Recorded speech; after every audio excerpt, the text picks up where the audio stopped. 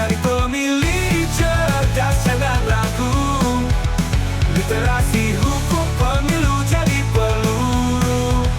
Masa depan ada di tanganmu. Buat perubahan, janganlah bisu.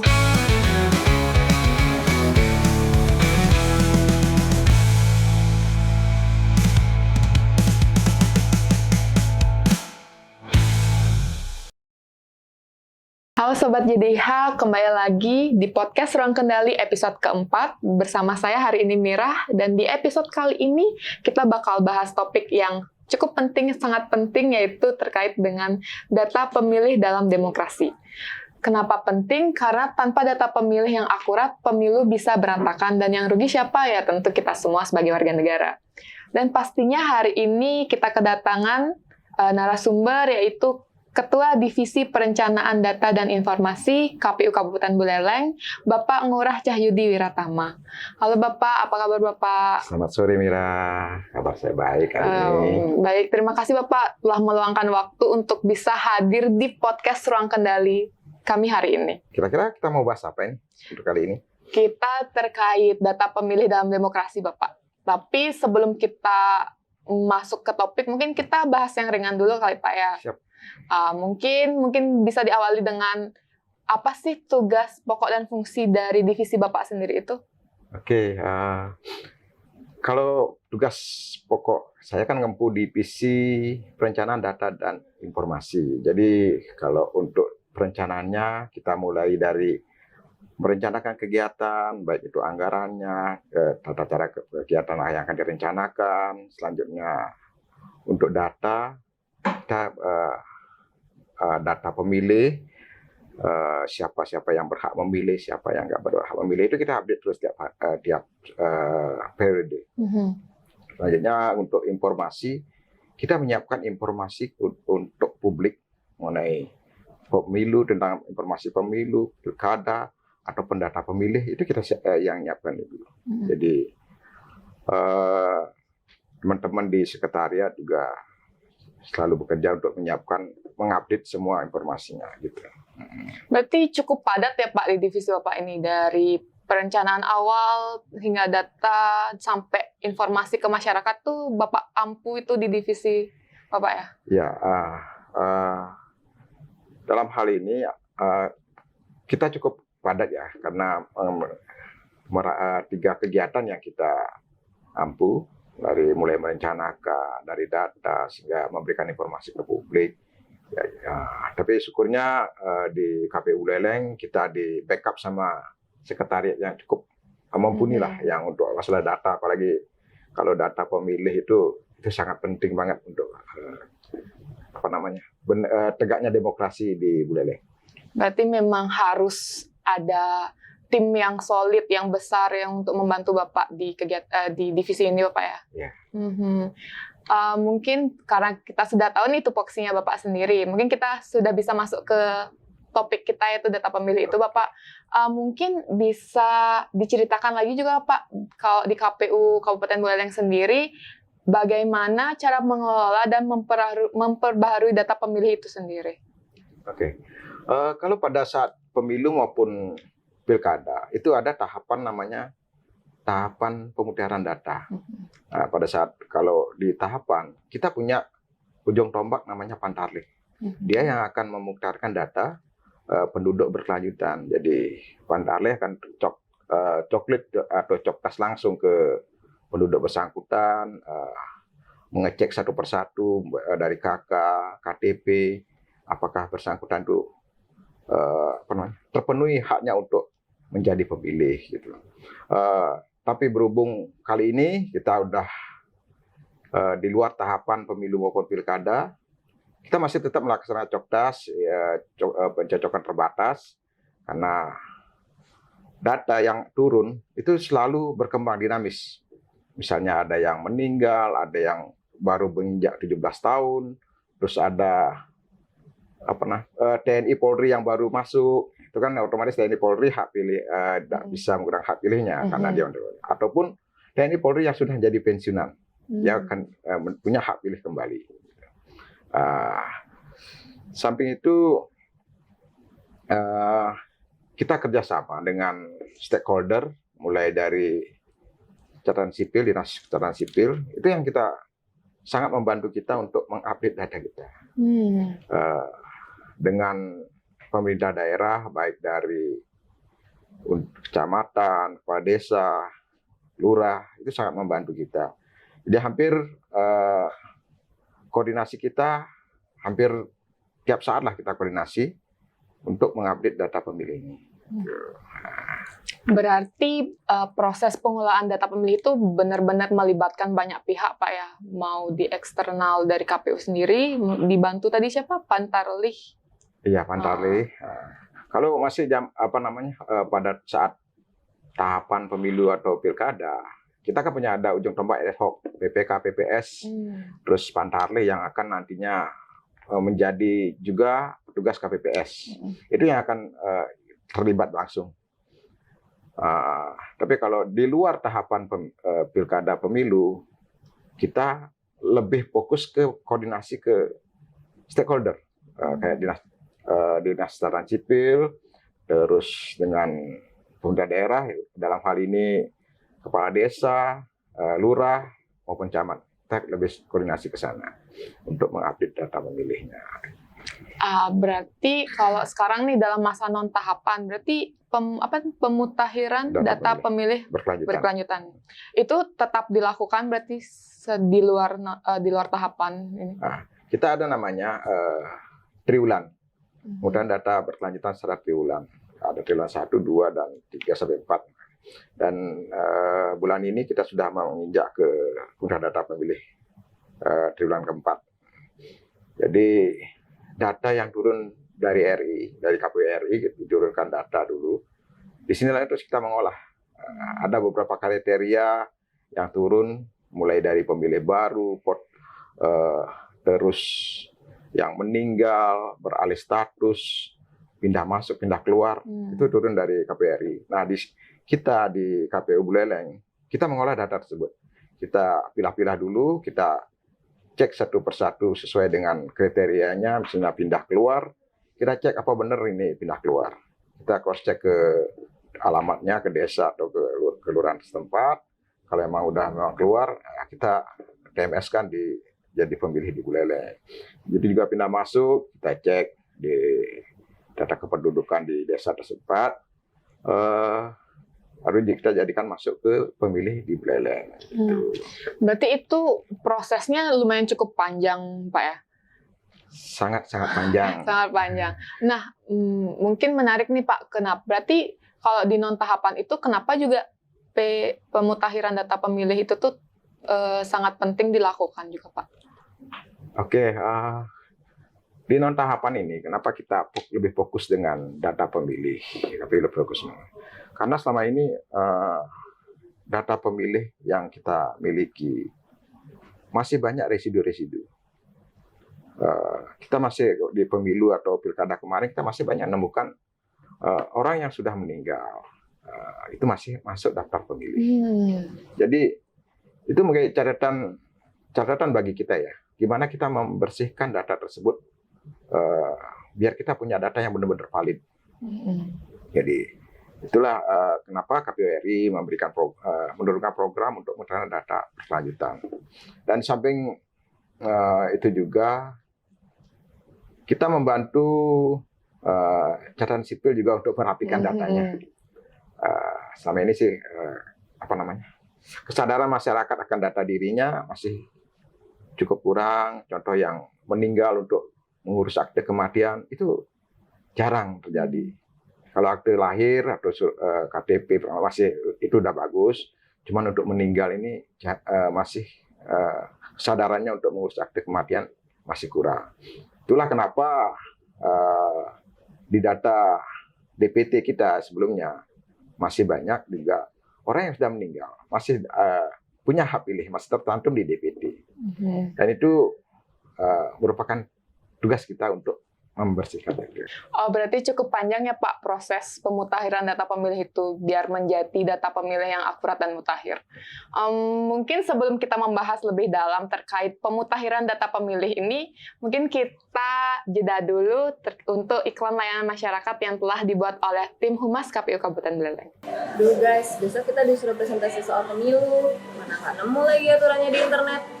Tenang, cari aja di Google, ada PDF gratis itu loh. Itu mah e-book bajakan. Terus gimana? Masa nunggu dari dosen?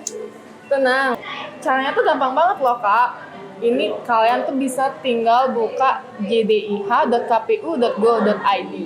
Jadi semua peraturan kepemiluan itu ada di sini, dari peraturan KPU, keputusan KPU, pokoknya dia lengkap sih. Serius, gampang itu? Kirain harus bersurat ribet gitu ke KPU. Iya gampang, nggak seribet itu kok. Kukira ribet kayak nyari jodoh, ketemunya banyak, nggak ada yang cocok. Ya enggak dong. Ingin cari produk hukum pemilu? Tinggal cari di jdih.kpu.go.id. Halo teman pemilih, tahu nggak sih sekarang kalian udah bisa mencari produk hukum KPU Kabupaten Buleleng anti ribet? Caranya gampang banget loh, tinggal kalian buka browser kalian lalu ketik jdih.kpu.go.id. Setelah masuk ke laman JDIH KPU, di sini kalian bisa melihat berbagai macam produk hukum yang ada di provinsi dan kabupaten kota yang ada di Indonesia. Nah, untuk mencari produk hukum KPU Buleleng, kalian tinggal klik produk hukum KPU kabupaten atau kota. Lalu, kalian pilih Provinsi Bali dan kemudian pilih Kabupaten Buleleng. Nah, di sini kalian bisa lihat tuh berbagai macam produk hukum yang ada di KPU Kabupaten Buleleng. Mulai dari jumlah produknya, keputusan sekretaris, putusan, dan juga monografi. Nggak cuma bisa dilihat, tapi produk hukumnya juga bisa kamu unduh loh. Gimana? Gampang banget kan? Pokoknya mudah, cepat, dan praktis. Tunggu apa lagi? Akses informasi resmi sekarang di jdih.kpu.go.id. Oke Pak, kita lanjut lagi ya. Nah, tadi Bapak sudah ngejelasin tentang pendataan itu yang pastinya nggak mudah nih. Mungkin di lapangan apa saja kendala-kendala yang sering ditemuin oleh KPU Kabupaten Buleleng, khususnya divisi Bapak sendiri? Oke, dalam hal pendataan, seperti yang tadi sempat saya singgung, kita ada perpindahan penduduk yang cukup banyak lah. Hariannya pindah masuk, pindah keluar. Jadi contoh yang pindah keluar, kita kan di data pemilih, itu untuk yang pindah keluar kita coret. Karena dia udah pindah keluar. Tapi sebelum mencoret itu, ada proses yang perlu kita laksanakan. Ya, kita cross-check. Kita cross-check ke lawannya pindah, misalnya kayak pindah ke Kabupaten Bangli. Kita hubungi teman di KPU Bangli agar mengecek lagi apa data orang tersebut sudah masuk di sana. Jadi kalau udah dimasukkan di data pemilih di sana, baru kita TMS-kan yang di sini. Soalnya jangan sampai di sana belum masuk kita TMS-kan di sini, nanti hak pilihnya hilang. Nah, itu kendala yang salah satu kendala yang kita hadapi. Selanjutnya juga ada kendala yang pindah masuk juga. Pindah masuk juga kita cek dari mana asalnya, kita cross check sana apa di sana sudah dihapus apa belum, baru kita masukkan di sini. Selanjutnya kendala mengenai akte yang sudah meninggal tapi masih ada di DPT, kita sisir lagi. Memang sih banyak yang kesadaran penduduk akan mengurus akte kematian itu masih cukup rendah. Nah, jadi kita kerjasama dengan dari Dukcapil, dari pemerintahan desa, kelurahan, kita sosialisasi lagi bahwa yang data-data yang sudah meninggal agar dibuatkan surat keterangan dulu dari desa, baru kita ajukan ke Capil untuk diterbitkan akte kematian. Nah, karena berdasarkan akte kematian inilah Capil nanti akan mencoret di data kependudukan. Nah, begitu di Capil dicoret data pendudukan, baru tidak akan muncul lagi namanya di daftar pemilih. Nah, jadi bisa kita TMS-kan. Nah, itu salah satu kendala-kendala kita di lapangan. Selanjutnya lagi kendala di pemilih potensial baru. Pemilih potensial baru. Nah, sesuai dengan undang-undang pemilu bahwa yang memiliki hak pilih itu yang berumur 17 tahun atau sudah menikah. Nah, tapi itu ada tambahan lagi bahwa berKTP elektronik. banyak juga yang penduduk yang 17 tahun itu belum perekaman. Jadi yang belum perekaman kita tandai dulu. Jadi kita belum masukkan dulu ke daftar pemilih. Kita kerjasama dengan Capil bahwa nama-nama tersebut ini belum masuk ke daftar pemilih karena belum perekaman. Jadi kita dorong juga Capil, apalagi sekarang ini Capil cukup intens juga menjemput bola untuk perekaman. Jadi, yang berumur 16-17 tahun itu sudah mulai perekaman. Ya, dilaksanakan di sekolah-sekolah SMA itu banyak. Misalnya kita lebih bisa menjadikan sebuah data itu valid. Nah, makanya kita validasi data itu salah satunya itu untuk memvalidkan data pemilih yang akan berkelanjutan ini. Oh, berarti peran masyarakat itu sangat dibutuhkan banget dari proses ini, Pak ya? Keaktifan masyarakat dan lain sebagainya. Ya, dalam hal ini peran masyarakat itu sangat-sangat dibutuhkan. Jadi masyarakat berperan aktif untuk mendaftarkan dirinya bagi yang sudah berumur 17 tahun, perekaman. Jadi tertib administrasi kependudukan. Jadi, di sekolah-sekolah sering sosialisasi juga. Terus di setiap ada pertemuan di desa itu sering kita nama Capil sering disosialisasikan untuk tertibnya administrasi kependudukan. Berarti dari KPU Kabupaten Buleleng sendiri sudah memang aktif mensosialisasikan kegiatan PDPB ini biar diketahui masyarakat, Pak ya? Ya, kita aktif mensosialisasikan. Contoh waktu pleno terbuka triwulanan PDPB ini, kita undang media. Undang media, terus undang dari teman-teman parpol. Kita sosialisasikan hasil apa yang kita kerjakan selama triwulan untuk pengambilan data penduduk berkelanjutan ini. Jadi selain dari sosialisasi media, medsos juga, terus sosialisasi langsung ke masyarakat, itu tetap kita. Ini untuk menjaga, membagikan lagi trust masyarakat akan data pemilih ini yang semakin valid. Gitu. Nah, ngomongin trust masyarakat nih, gimana sih juga KPU Buleleng ini tetap menjaga kepercayaan itu dan memastikan juga data pemilih yang akan dihasilkan dari proses tersebut itu tetap akurat dan mutakhir itu, Pak? KPU Buleleng sih berusaha sih untuk menghasilkan data sevalid mungkin. Sevalid mungkin, Pak ya. Jadi kita turun ke lapangan, melaksanakan apa editas kayak Coktas. Jadi kita hampir tiap hari ya turun ya, mengadakan Coktas untuk mengecek lagi data-data. Misalnya ada beberapa data yang tidak valid, kayak misalnya orangnya sudah menikah itu otomatis kan kakaknya berubah. Nomor NIK dan NIK tetap kakak berubah, itu kita update lagi. Jadi perubahan-perubahan itu kita update. Jadi kita berharap sih data untuk pemilu atau pilkada ke depan untuk di Buleleng itu benar-benar valid, benar-benar faktual lah. Dan harus valid ya, Ya, harus valid. semoga. Oh, berarti dalam pemutakhiran data pemilih ini memang sangat dibutuhkan peran berbagai pihak ya, Pak ya, dari pemerintah hingga masyarakat. Nah, sebelum kita ke sesi berikutnya, kita jeda dulu untuk iklan layanan masyarakat yang telah dibuat oleh tim Humas KPU Kabupaten Buleleng. Kali sama skripsi ini susah nyari data pemilu. Kalau bisa pakai balian aku nyarinya. Iya, masa nyari data skripsi lewat balian sih? Iya, ada aja. Tapi kenapa nggak coba minta data lewat EPPID KPU Kabupaten Buleleng?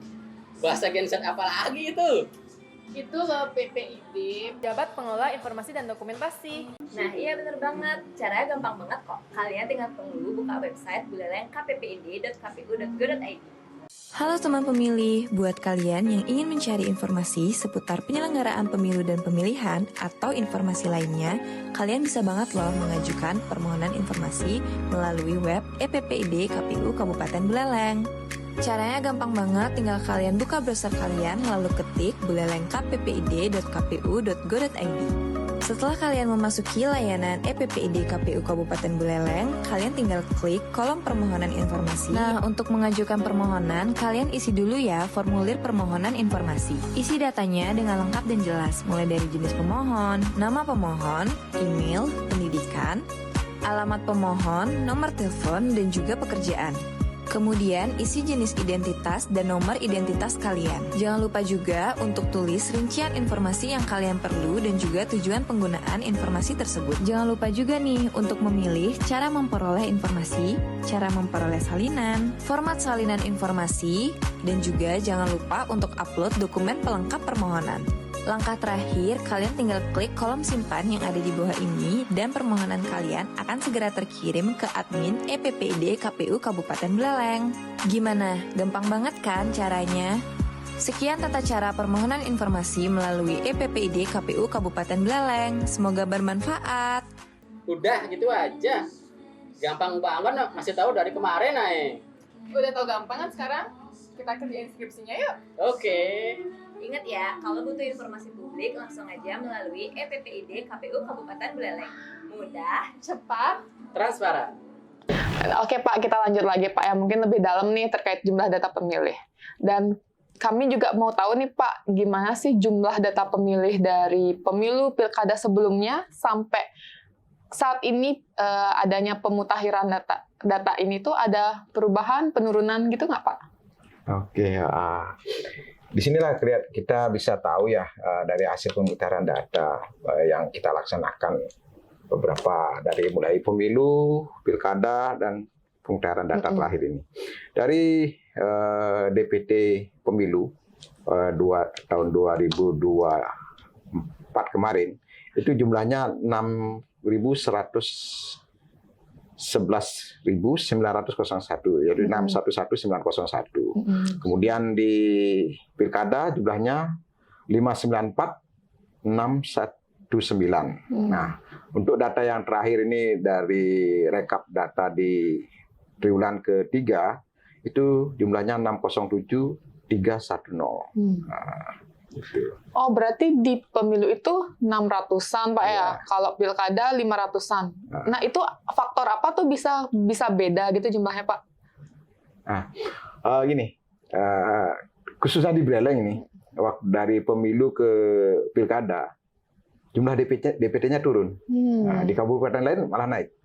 Nah, ini disebabkan karena yang dari saya sampling, dari 611.000 ke 594.000, kan turun ya, hampir 18 ribuan turun. Itu ternyata adanya perpindahan penduduk yang cukup besar. Jadi ada pindah ke Denpasar, pindah ke Bandung, dan juga data sudah mulai bersih. Jadi yang meninggal belum TMS-kan atau belum dicoret, itu sudah mulai kita bisa sisir lagi. Jadi data di pilkada kemarin sudah cukup valid. Lebih akurat lah. Lebih akurat lagi. Nah, selanjutnya dari pilkada ke yang saat ini itu ada kenaikan. Ya, itu normal karena jumlah pemilih baru yang baru usia 17 tahun udah cukup banyak. Jadi naik lagi ke posisi 607.000 gitu. Berarti untuk ke jumlah data pemilih ke saat ini nih sudah mulai naik ya Pak ya? Ya. Ke 600 ribuan itu. Berarti itu karena faktornya sudah yang berumur 17. Ya, 17 tahun. Umur 17 tahun kalau nggak salah itu hampir 6 ribuan kemarin itu data terbaru. Potensial pemilih baru itu 6.000 sekian lah. Jadi itu yang sangat mendongkrak jumlah DPT kita dari pilkada ke jumlah pemilih yang sekarang. Gitu. Berarti pemilih pemula ini Pak ya, cukup banyak. Banyak naik jumlahnya jadinya. Nah, buat Sobat JDH yang baru berusia 17, yang ingin tahu apakah sudah terdaftar atau belum, silahkan cek dptonline.go.id seperti pada iklanan masyarakat yang telah dibuat oleh tim Humas KPU Kabupaten Buleleng seperti berikut ini. Oh ya Kar, kan kita baru punya KTP nih. Apa kita ke kantor KPU aja kali ya, biar kita tuh cek nama kita udah terdaftar belum ya di DPT? Boleh, aku juga penasaran sih. Kesana yuk, berarti kita pesan ojek dulu. Oke. Alamatnya di mana ya? Ini loh yang Jalan Ahmad Yani nomor 95 Kaliuntu. Ini ya? Oke, aku pesan ya. Oke. Udah kan? Kayak tunggu aja sini kayak. Kayaknya di depan sini. Iya. Coba ya. Mana ya dia? Oke, itu deh. Oh, Itu tuh itu kayaknya ya? itu.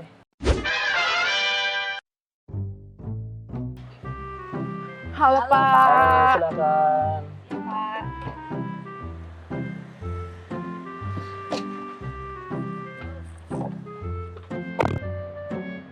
Ini tujuannya ke kantor KPU ya, Kak? Iya, betul, Kak. Kakaknya kerja di sana. Enggak sih, Kak. Kita mau ngecek udah terdaftar di DPT atau belum. Loh, Kak, ke kantor KPU cuma cek DPT. Ngapain repot-repot? Loh, emang kenapa, Kak? Sekarang nggak perlu ribet, kalian tinggal buka cek dptonline.kpu.go.id. Halo teman pemilih, kalian tahu nggak sih salah satu syarat untuk dapat memilih di pemilu adalah nama pemilih terdaftar di daftar pemilih tetap. Nah, untuk mengetahui apakah nama kalian sudah termasuk ke dalam daftar pemilih tetap, gampang banget loh. Kalian tinggal buka browser kalian, lalu kalian ketik cek dptonline.kpu.go.id. Setelah itu, kalian tinggal masukkan nomor induk kependudukan kalian dan lalu klik pencarian. Nah, kalau sudah muncul gambar seperti di layar, selamat, itu berarti nama kalian telah masuk ke dalam daftar pemilih tetap. Tapi kalau misalkan belum terdaftar, jangan khawatir ya, kalian tinggal bawa KTP kalian ke kantor KPU kabupaten atau kota daerah kalian. Simple banget kan? Jadi buruan, cek DPT online sekarang juga. Oh, jadi selama ini aku bisa cek DPT itu dari HP aja ya? Aku kira harus ke kantor KPU tuh antri. Iya, udah gampang sekarang. Oh alah, ternyata sekarang udah gampang banget ya. Kalau gitu cek dari rumah juga bisa.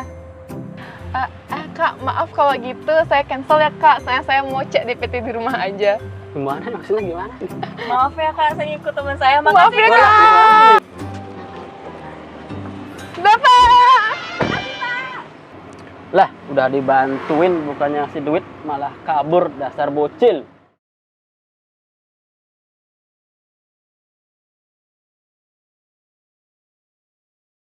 Oke Pak, kita sudah ada di ujung segmen nih. Dari tadi obrolan kita udah seru banget, dari Bapak ngejelasin dari tugas divisi data, terus pentingnya data pemilih, terus PDPB sampai jumlah data tadi Bapak sudah paparkan. Nah, sebelum kita tutup nih podcast kita hari ini, mungkin dari Bapak ada mau menyampaikan pesan kepada masyarakat Buleleng untuk ikut menjaga keakuratan data pemilih itu sendiri, Bapak. Dipersilahkan. Terima kasih atas waktunya. Sebelum acara itu, saya ingin menyampaikan terima kasih juga kepada stakeholder, khususnya Dinas Catatan Sipil yang sangat-sangat membantu kita dalam mengupdate data, memutarkan data ini. Itu juga dengan aparat desa dan kelurahan yang selalu bekerjasama dengan kita, membantu kita dalam mengupdate data pemutaran ini. Jadi data kita sudah mendekati data valid. Itu aja yang saya sampaikan pada sesi kali ini. Terima kasih atas waktunya. Bapak. Ya. Oke, terima kasih Bapak Ngurah atas waktunya berbagi insight di podcast Ruang Kendali kita pada hari ini. Dan untuk Sobat YDH semua, jangan lupa untuk cek data pemilih kamu, pastikan sudah terdaftar dan sesuai dengan domisili sekarang ya. Dan karena menjaga data pemilih itu bukan cuma tugas KPU loh, tapi juga bentuk tanggung jawab kita sebagai warga negara. Saya Mirah pamit undur diri, sampai jumpa kembali di podcast Ruang Kendali.